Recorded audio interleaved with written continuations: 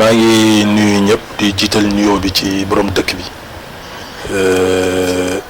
muy sëriñ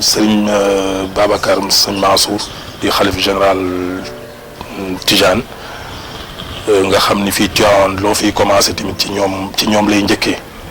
loo fi jël décision bëgg a def sax il faut nga dem waxtaan ak ñoom ba pare donc kilifteef googu dañ leen koy delloo fi lañ ko fekk ñun buñ fi jógee fi lañ koy bàyyi donc ñun duñu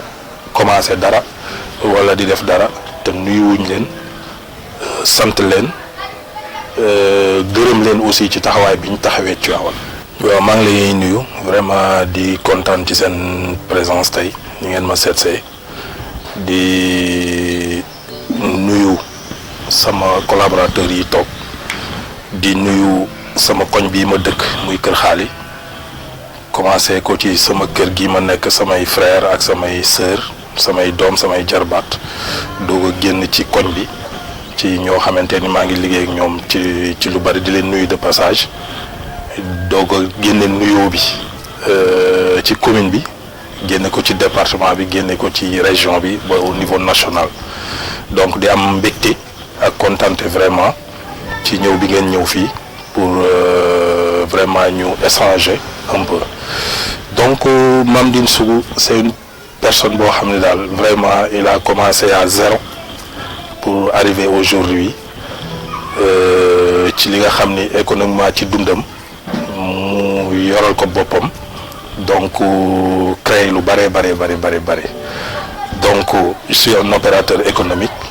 boo xamante ni tey lu bare fii ci département bi créé naa ko fi jël ci ay jeunes au niveau du département je dirais même pas la commune mais au niveau département donc di liggéey ci yu bare fànn yu bari comme par exemple mën naa ni tey damay liggéey ci dans les mines phosphate carrière tout ce qui est mine daal globalement parce que gars yi moom am na yoo xam boo ko waxee dañu defe ni milliardaire nga te fekk voilà dañuy taaba rek di góorgóorlu comme tout le monde donc kooku daal mooy Mame Ndine Sougou quoi bon simple nekk jeune donc am ambition liggéey d'abord am ambition yor sama bopp d'abord yor sama njaboot donc kooku mooy Mame Ndine Sougou. jërëjëf Mame Ndine Sougou defe naa ne ku la xamutoon ni gën laa xam te nag ñuy dugg ak yow si wàllu ASC bi nga xamante ni mooy Kër Xaali ñu dégg ni yaay président ASC bi ak te ñu nekk ni ñu déggaat tamit ak ñi mooy yoo xamante ni dañ naan da nga bëgg a jaar ASC bi ñu bëgg a xam sa jaar-jaar ak ASC bi ak ñi nga xamante ni moom la ASC métier nga gérer ko ba fii tey jii nii macha allah defe naa ni suñu gis-gis bu gàtt amul benn jafe-jafe te ñu bëgg a xam te bu doon wax tey nii si histoire bi lan la ñuy wax loo xamante ni dina ko mën a jàpp si histoire wu ASC.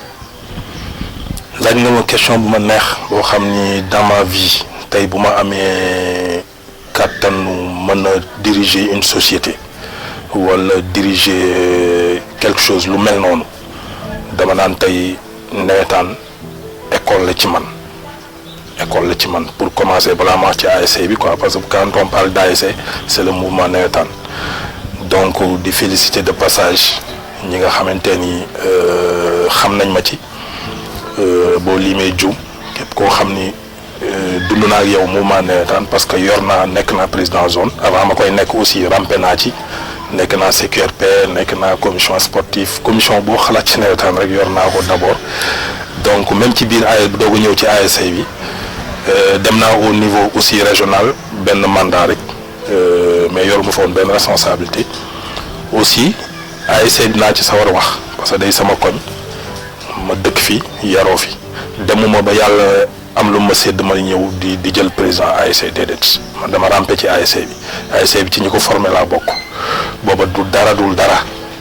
donc di ci daw di sonn di def sama ñàkk sama doole loo xam ne nag da nga ko commencé yow ci ña ko commencé nga bokk donc gëm naa ni dañ ciy nekk ba keroog yàlla di ñu fi jële yàlla na yeex wala ñuy dem ba jox ko suñuy rakk ñu téye ko te du tee suñu loxo du ci génn donc président ASC moom depuis presque 3 mandats ou 2 mandats ngi nii yoo xam ni man maa ko nekk ba ci mandat bu mujj bi man lañ falaat président donc awma ci limite sama koñ sama ASC awma ci limite loo xam ni mën naa ko ci rek ca la ma mënoon ci muy sama doole di sama ñaq booba yàlla def na poos yi diis amul woon dara ma nekk secrétaire ASC bi secrétaire administratif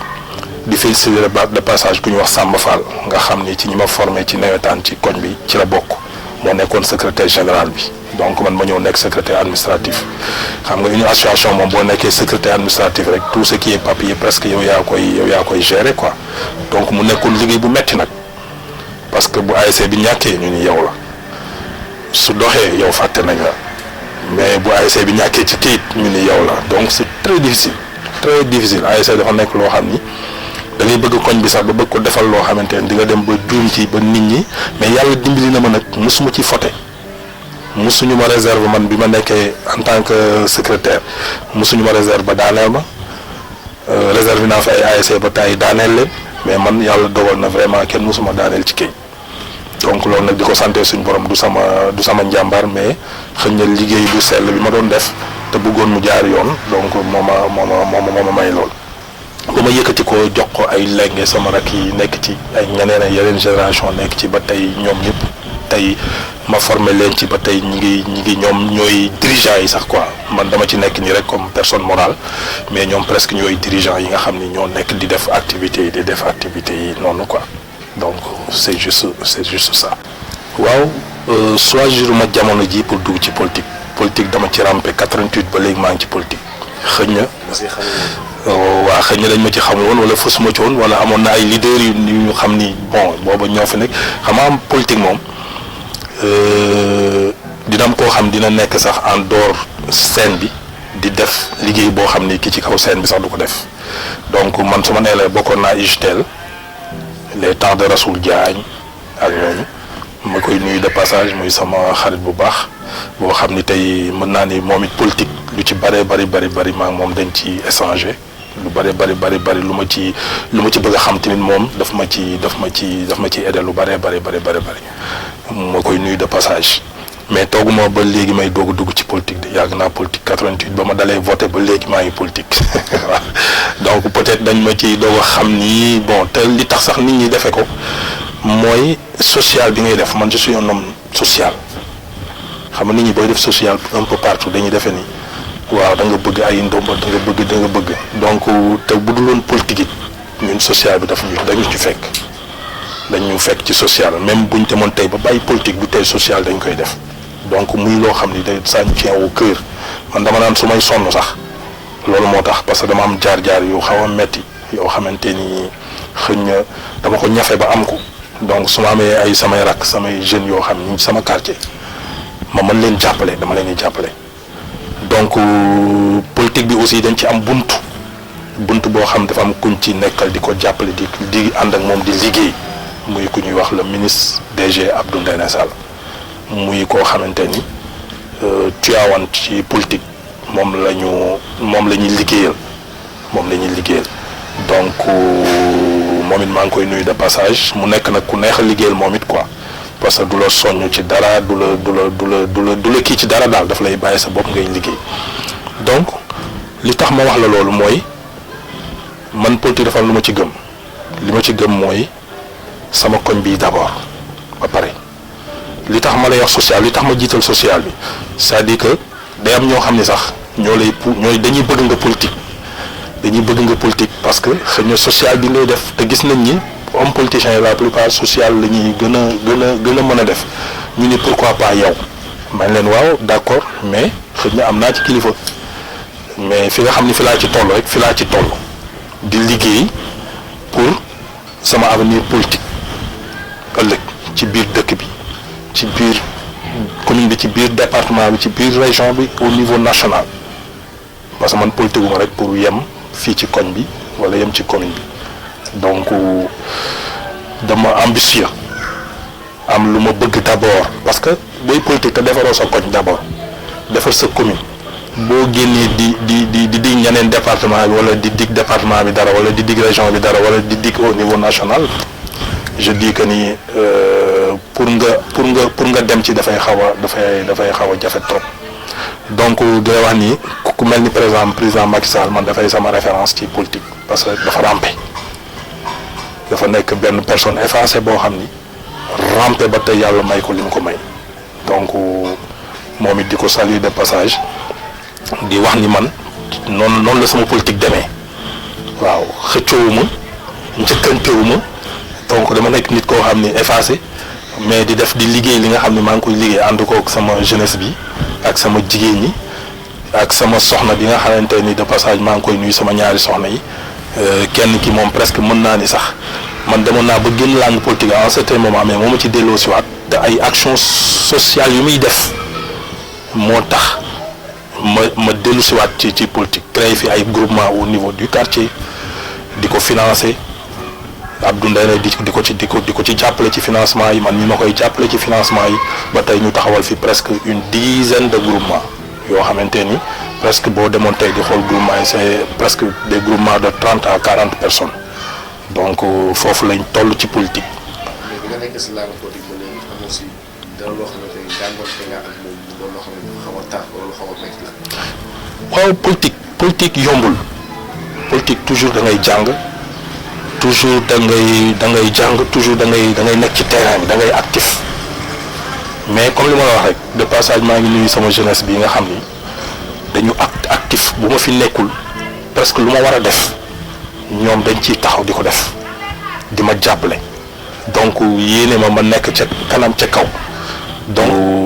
vraiment du politique du mës a bu fekkente ni xam nga lan mooy politique ak lan mooy yor ndomba tànk ci politique du mës a yomb bon politique nag léegi nit ñi dañ ko jël comme utukaayu xaalis man c'est le contraire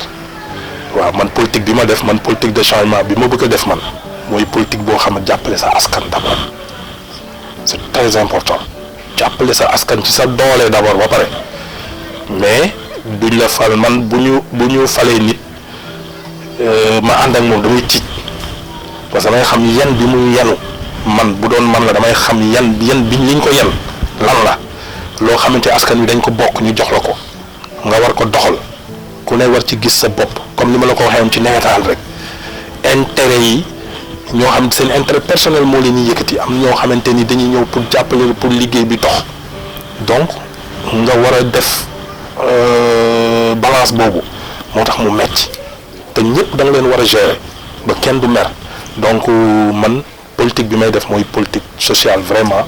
boo xamante ni jàppale sama askan d'abord ba pare commencé ko ci sama kër gi ma dëkk doog a génn ci sama koñ bi doog a génn ci commune bi doog a génn ci bëri na action sociale yi ma def yoo xamante ni bugguma sax toog ci internet di ko wax mais am na ñoo xam bu ñu ma déggee dinañ xam ni man ci social rek lay dox d'abord donc voilà. merci beaucoup kàddu yoo xam ne loolu kontaan nañ si bu baax a baax léegi dafa naa lay bàyyi nga tàggatoo rek mbokki askan wi ñi nga xamante ni ñoo lay suivre GP TV Sénégal nga tàggatoo ba pare nga wax ni it comme que da ngay yëngu si wàllu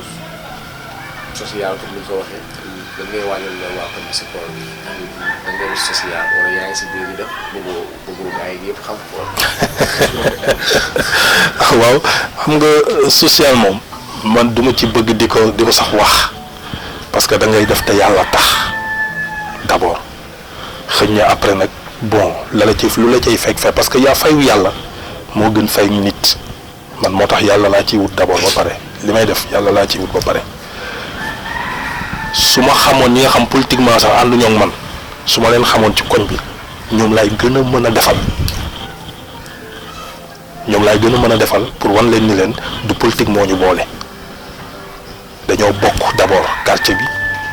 bokk bu ñii moo bokkul ak ñoom deret ñii bokk na ak ñoom dëkkandoo rek mooy mbokk quoi dëkkandoo bu yàgg te Kër Xaalis c'est un quartier ancien boo xamante quartier yu njëkk yi ci Tivaouane ci la bokk donc famille yi fi nekk rek ñoo fi nekk Gàdd Paaleen Tumbeen Njoobeen Gawlo yi ñoo fi nekk donc ñoo ko mës a fondé donc ñoo mës a nekk donc famille lañ kon man pour man Kër Xaalis man gisuma ku ma fi contre rek ku xam ne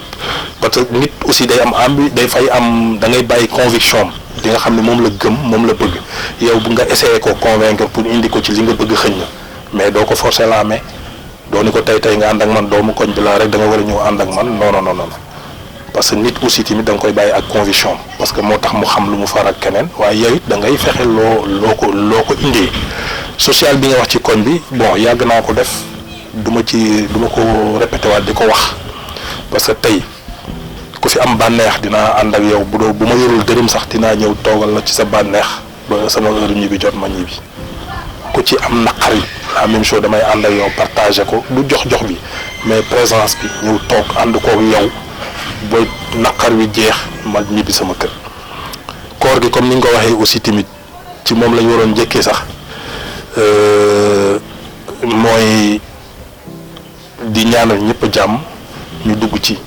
bismillahi rahmaani rahim terminé ko ci alhamdulilahi rabbil alamin lépp loo xam ne tamit xam nga man damay bañ di digaate man duma politicien yi digaate quoi mais damay bëgg lépp loo xam suñu borom séddee nañu ko ci biir koor gi ñu am ko man ko dinañ ko bokk ak koñ bi dinañ ko bokk ak mag ñi magi jàkka ji dinañ ko bokk ak jeunes yi dinañ ko bokk ak femmes yi dinañ ko bokk ak ñëpp incha allah dama am tamit lu ma fàtte loo xamante ne du fàtte sax mais xëy na question bi di nuyu aussi borom dëkk bi parce que Tivaouane booy wax fii da ngay wax xalif bi d'abord ba pare muy xalif général bi donc yàlla dogal na man soxnaam laa gën a miin ñu koy nuyu de passage aussi parce que tamit Tivaouane dafa am borom man li may faral di wax moo tax man Tivaouane du ma fi xëccoo dara parce que ñi nga xam ni ñooy borom liñ fi bëgg mooy am liñ fi bëgg mooy am ala kulli àllin kum neex kum naqari donc loolu ñun moom lañ jiital ba pare lu ñuy def doo ko def parce que tamit nit boo ñëwee ci dëkk fekk ñoom ñu nekk fi nekk kilifa yi ñu jox leen cër boobu ci biir ci biti donc yow da ngay delloo cër boobu waaw donc loolu rek laa amoon lu may terminer di nuyu vraiment ñëpp donc doomu aadama matul xëñ na nuyu sëriñ bi laa waroon njëkk a jiital mais xel day fattu donc di nuyu ñëpp vraiment en commençant par ma famille mes enfants mes femmes koñ bi quartier bi kër yooyu ma tudd léegi commune bi département bi région de Thiès et toute la nation sénégalaise.